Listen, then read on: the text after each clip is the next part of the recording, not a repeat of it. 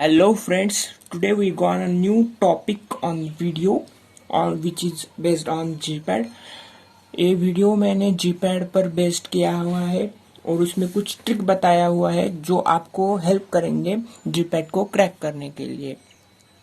जो स्टूडेंट मैंने ये ट्रिक आप समझकर आप अपने आप से भी स्टडी कर सकते हैं, लेकिन जो स्टूडेंट जिनको काम रहता है या फिर वो जो ज़्यादा बिजी रहते हैं अपने कामों में, बिकॉज अब लॉकडाउन चल रहा है। इन लॉकडाउन आपको घर के काम ज़्यादा रहेंगे। मैंने सोचा कि आपको ये ट्रिक बता दूं जो आपको हेल्प करेंगी जीपैड क्रैक करने के लिए। बिगनर्स, ये वीडियो फॉर द बिगनर्स है जो भी फार्मेसी के सेकंड ईयर में है या फिर थर्ड ईयर में जाने वाले हैं।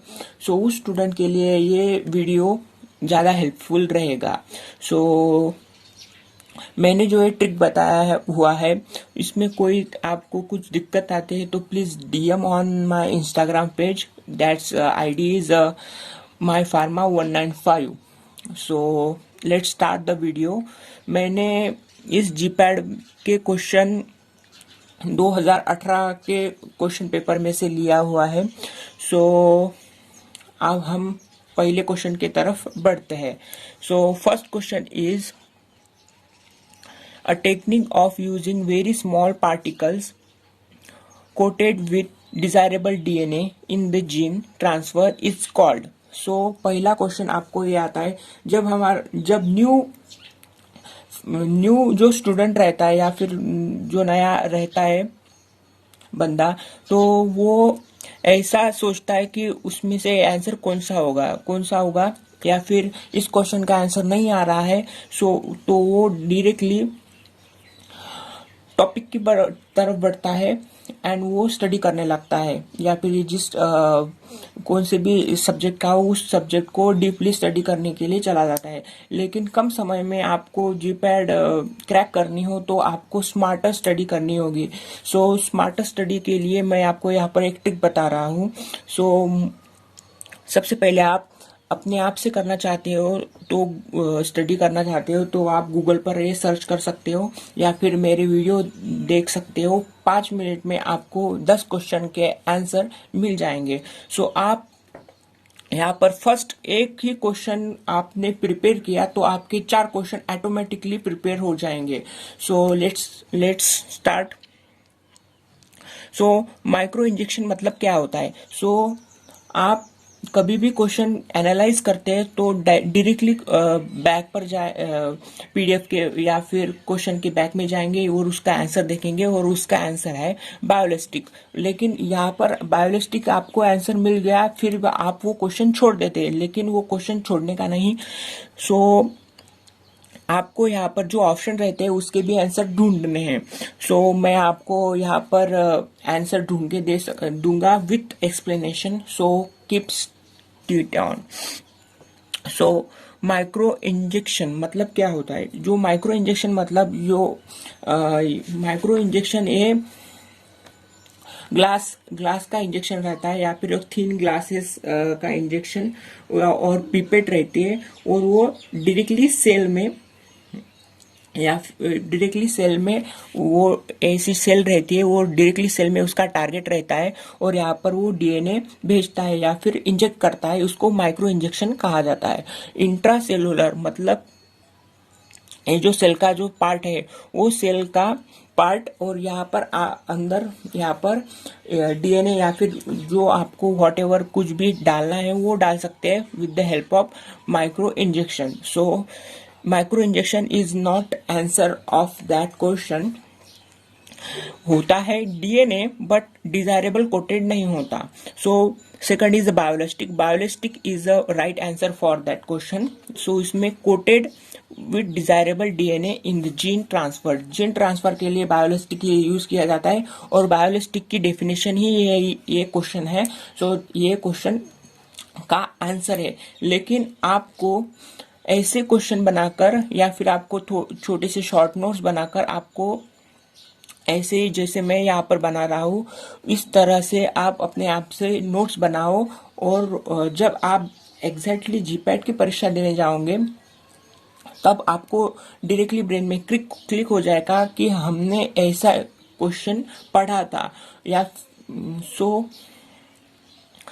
आपको जल्दी आसानी होगी क्वेश्चन को आंसर करने के लिए। एंड ऐसे आप शॉर्ट नोट्स बनाओ, और वो शॉर्ट नोट्स जीपैट की एग्जाम देने से पहले आप पढ़ के जाओ, इस पर रिवीजन करते रहना है। सो आपको जीपैट क्रैक इजीली हो जाएंगी। So second is liposome mediated. So liposome mediated मतलब क्या होता है? इट इज आर्टिफिशियल, ये जो आर्टिफिशियल फॉस्फोलिपिड रहता है, वो phospholipid transfer of the DNA, ये आर्टिफिशियल फॉस्फोलिपिड रहता है। Artificial phospholipid with use of DNA transfer, DNA को ट्रांसफर करने के लिए फॉस्फोलिपिड मेडिएटेड ये यूज किया जाता है। अब हम देखेंगे फोर्थ वाला जो ऑप्शन है वो देखेंगे हम। इलेक्ट्रोपोरेशन मतलब क्या होता है? It is a increase the permeability of the cell, ये यूज किया जाता है increase the permeability of the cell, permeability cell की इंक्रीज किया जाता है और सेल वॉल को तोड़कर उसमें हम कुछ भी डाल सकते हैं। सो इलेक्ट्रोपोरेशन इज दैट मेथड। सो आप देख सकते हैं यहाँ पर एक ही क्वेश्चन में आपके 3 क्वेश्चन ऑलरेडी प्रिपेयर हो चुके हैं। जब आपको कोई माइक्रो इंजेक्शन पर क्वेश्चन आता है, या फिर लिपोसोम मेडिएटेड पर क्वेश्चन आता है, या फिर इलेक्ट्रोपोरेशन पर आपको क्वेश्चन आता है, सो वो क्वेश्चन का आंसर आप इजीली दे सकते हो। सो ऐसे मैंने थोड़ा टाइम लगता है वीडियो तैयार करने के लिए, सो मैंने ये छोटा ऐसे लिख लिया है, लेकिन आपको प्रॉपरली लिखकर इसका नोट्स बनाना है, और वो नोट्स आपको जीपैट की एग्जाम देने से पहले पढ़कर जाना है। सो वो आपको यूजफुल रहेगा। सो हम सेकंड क्वेश्चन लेंगे। Arrange the following step in sequence of order recombinant insulin. जो रिकॉम्बिनेंट इंसुलिन का जो सीक्वेंस है, वो आपको डायरेक्टली गूगल पर, इसका आंसर देखने से पहले आपको गूगल पर जाकर ढूंढना है। सो जैसे आप ढूंढेंगे तो आपको आंसर मिल ही जाएगा। सो इंसुलिन का यहाँ पर ऐसा कोई जो ऑप्शन है जो आप ढूंढ सको, इसमें आपको एक आंसर ढूंढना है। सो जैसे आप ढूंढेंगे तो आपको आंसर मिल जाएगा। सो दैट्स इज, वो आपको क्लिक हो जाएगा। जब अनफॉर्चुनेटली ऐसा क्वेश्चन जो रिपीट हुआ जीपैड में, तो सो इसका आंसर है, सबसे पहला जो ऑप्शन है, introduction of A and B chain in the plasmid containing A glycoside in gene. इसका फर्स्ट स्टेप सी है। Then second is a D sequence. यहाँ पर ऑप्शन दिया हुआ है CBABC, वो मैंने नहीं लिखा। सो इसका सेकंड आंसर है synthesis of A and B chain in the E coli. So इसको इंट्रोडक्शन किया जाता है ए एंड बी चेन को, देन उसको ई कोलाई में डाला जाता है। Then cyanogen bromide treatment to remove the methionine and a glycoside. Glycoside मतलब जो हमने चेन लिया है उसमें जो डर्ट या फिर एनी अदर पार्टिकल्स है वो निकालने के लिए ब्रोमाइड ट्रीटमेंट किया जाता है, साइनोजन ब्रोमाइड। ये भी आप ध्यान में रखा कीजिए, वो इस पर भी क्वेश्चन आ सकता है। और थर्ड और ये फोर्थ है, मतलब इसका आंसर है CDB and A. That is the answer of that question. So ये सेकंड क्वेश्चन हो गया। अब थर्ड क्वेश्चन में हम देखेंगे, motif is represented by. Motif मतलब क्या होता है? सो उसका फर्स्ट आंसर है commons represented on the lattice 3D translational periodic arrangement of point और geometric shape of lattice, centre of symmetry in lattice. अब इसको लैटिस या फिर आप क्या बोलते हैं वो आप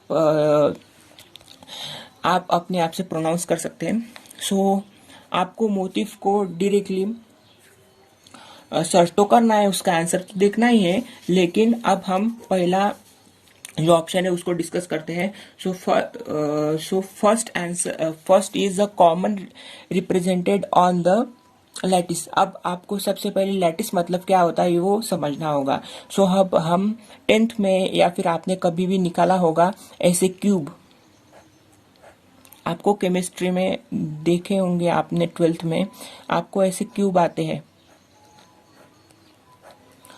या फिर कार्बन चेन रहती है ऐसे। सो दैट इज द लैटिस। इसमें 2 टाइप्स के लैटिस रहते हैं, एक है फ्लैट एंड एक है 3 डायमेंशनल, ऐसे लैटिस रहते हैं। So first is the common represented on the lattice. Common represented at a lattice, motif को ऐसे रिप्रेजेंटेड करते हैं। सो that is the wrong answer. Motif को ऐसे रिप्रेजेंटेड नहीं करते। लैटिस इज अ ऐसे 3 डायमेंशन, ऐसे जिनोमेट्रिक शेप में 3 डायमेंशनल भी रहता है, या फिर उसको कोई भी ऐसे लग सकता है। सो ऐसे कौन से भी ब्रांचेस उसको लग सकते हैं। सो वो 3D dimensional periodic arrangement, periodic type arrangement ऐसे भी नहीं रहता है, arrangement of a point. A second answer भी उसका आंसर गलत है। So third answer is right. Geometric shape of a lattice, geometric less of lattice मतलब है जिनोम में या फिर जिन में यूज किया जाता है मोटिफ। सो आप इसको इस तरह से ध्यान में रख सकते हैं जिसको 3D डायमेंशनल में किया जाता है represented in the central symmetry of the lattice. अब ये central symmetry of the lattice इसको ऐसा हो सकता है, या फिर ये जो सेंटर में उस पर ही अटैच हो जाएंगे हमारे अदर एटम्स या फिर others. So this is the central symmetry, मतलब ये भी इसका आंसर नहीं है। Second answer and third answer, इसमें कंफ्यूजन तैयार किया है हुआ है उसमें। मोटिव ये 3D डायमेंशनल ही रहता है, लेकिन 3D डायमेंशनल रहता है, पीरियोडिक अरेंजमेंट नहीं रहती, लेकिन जिनोमेट्रिक अरेंजमेंट रहती है। और shape in the lattice, lattice ऐसा शेप रहता है। सो that is the right answer of the third question. अब फोर्थ क्वेश्चन लेंगे हम। स्टेटमेंट, ए स्टेटमेंट और second statement, one statement and second statement. ये जो स्टेटमेंट है ये ट्रू है या फॉल्स है ये देखना है हमको। So vertex formation can be minimised by the push pull mechanism. Okay, so vertex मतलब क्या होता है। सो जो आपने जब हम डिसोल्यूशन या फिर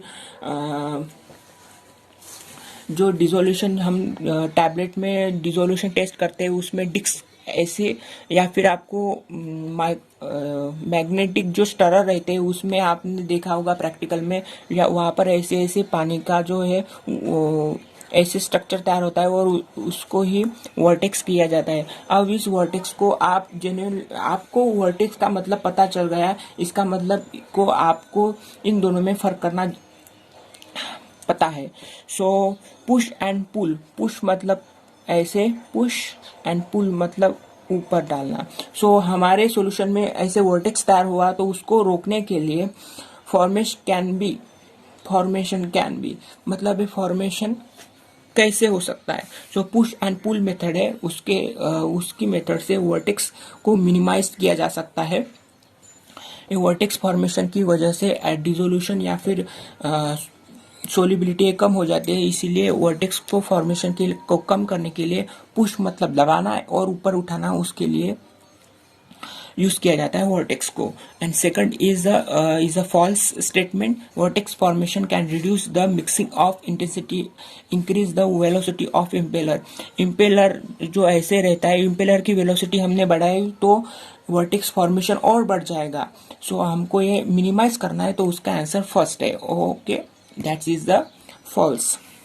Then fifth is, which of the following fluid can be considered as ideal fluid. So आपको ideal fluid की definition पता होनी चाहिए. What is the ideal fluid? Ideal fluid is a not compressible, not viscous, not steady and irrotational जो रहता है. For example water ये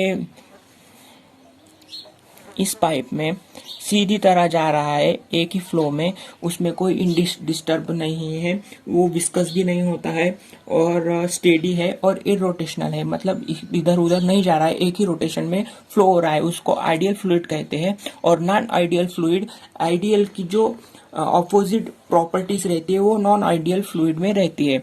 so ideal fluid आप वाटर करके फॉर एग्जांपल करके आप यूज कर सकते हैं, एंड नॉन आइडियल मतलब विस्कस मतलब हनी ले सकते हैं, या फिर और विस्कस जो टार वगैरह रहता है वो आप नॉन आइडियल में का एग्जांपल ले सकते हैं। तो viscous, non viscous, compressible fluid and all of this। तो most of the student all of this एक क्वेश्चन में आंसर देते हैं, लेकिन कभी कभी all of this A answer नहीं होता। सो विस्कस, विस्कस तो हमारा आइडियल फ्लूइड रहता ही नहीं, ये नॉन आइडियल का प्रॉपर्टी है।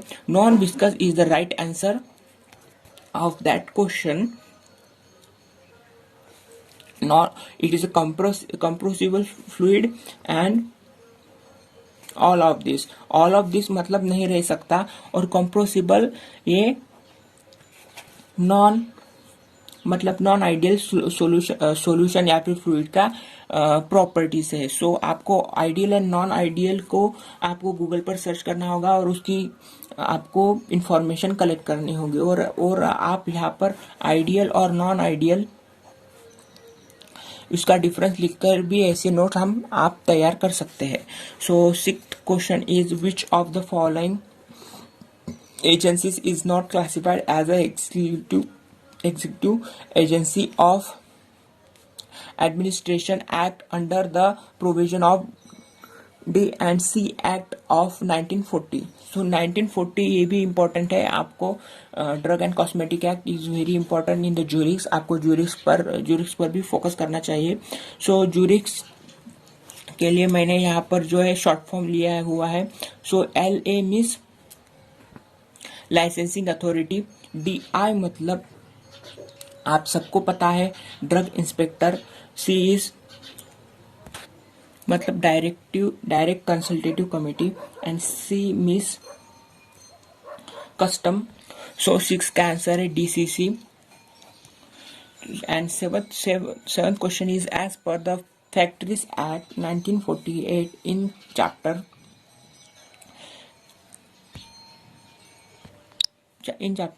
dealing with the working hour is adult on no adult worker shall be required or allowed to work in the factory for more than hour in a week। so normally जो labour है 6 × 8 horror, हम कौन सा भी horror 6 horror के लिए कौन सा भी जॉब रहता है और उसको हम मल्टीप्लाई करेंगे 8 से, तो उसका आंसर 48 आ जाएगा। So 48 is the answer of 7th question.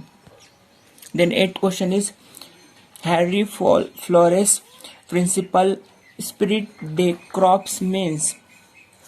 अब ये जो लॉ है वो क्रॉप पर बेस्ड है, सो उसका आंसर है D मतलब टीन स्पिरिट। सो ये जो लॉ है आप जब गूगल करेंगे तो उसमें टीम स्पिरिट के लिए दिखाए गए। सो ये जो लॉ है वो फैक्ट्री में प्रोडक्टिविटी बनाने के लिए या फिर प्रोडक्टिविटी को ज़्यादा करने के लिए ये प्रिंसिपल बनाया हुआ है। सो उसमें टीम स्पिरिट की उसका मेन ऑब्जेक्टिव या फिर spirits means team spirits. So that is the answer, right answer of that question. So corporated objective, group objective, team activity, ये तीनों भी इस लॉ में यूज किए हुए वर्ड्स है, लेकिन उसका मेन आंसर है team spirit principle Steve de crops, मतलब ये जो स्पेनिश में हुआ है शायद। So 9th question is how customer buys about the product will influence the marketing communications। Marketing communication increase करने के लिए जो प्रोडक्ट को है जो बाइस बढ़ाने के लिए वो क्या किया जाता है? सो उसका आंसर है positive effect of the drug और प्रोडक्ट एंड इसका नो इफेक्ट, ये आंसर इसका नहीं है।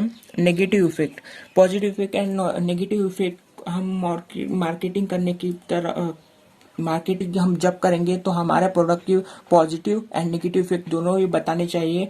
उसकी सो ए बताने से कस्टमर पर इफेक्ट आता है एंड उसकी वजह से हमारा मार्केटिंग इन्फ्लुएंस होता है या फिर प्रोडक्ट की सेल बढ़ती है।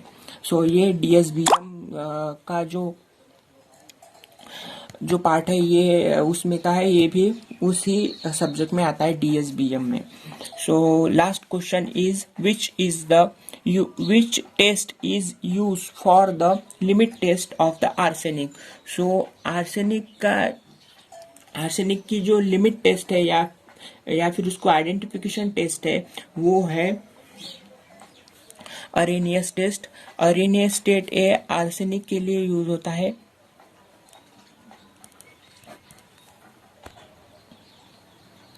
This is test for limit test and identification test ये भी आर्सेनिक के लिए यूज होता है आइडेंटिफिकेशन के लिए। और स्टुअर्ड आइडेंटिफिकेशन टेस्ट है लीड की। And Karl Fischer's method that's is ये मुझे नहीं मिला। सो इस क्वेश्चन का आंसर आप मुझे कमेंट करके बताएंगे। So that's is the video.